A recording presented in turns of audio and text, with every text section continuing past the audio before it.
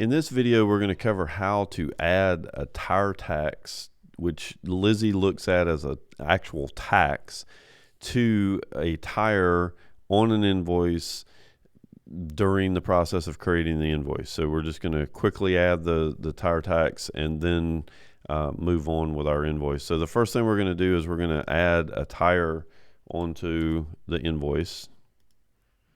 And then at this point, we see it, who we're getting it from, all this kind of stuff. But the main thing I want to do is get it on the invoice. Now you'll notice down here in our tax section of the invoice, there is no indication down here that we have charged a tire tax. Now we're going to have to special order this, so it's a little misleading with our tax totals, but I'm not going to get into that right now. The main thing is if we edit this tire, you'll notice that there's no information here about an excise tax. So it's a pretty clear indication that the excise tax has not been added to this particular tire, and we need to fix that before we continue. So to do that on the fly, what I'm going to do is I'm going to click on the part number. We're going to come down here to our tax section, so you can see excise tax. We're going to pick tire disposal fee and tell it to add. So what we've done now is we have assigned this excise tax to this part. So from now on, I will never have to touch this tire again. So anybody else that sells this particular tire, it'll come in correctly.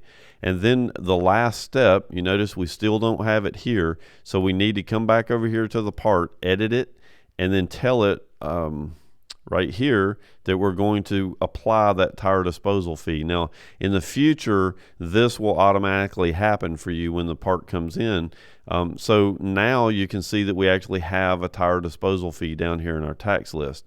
So just to kind of show you what happens in the future with this particular part, if we go back in here and add the part in again,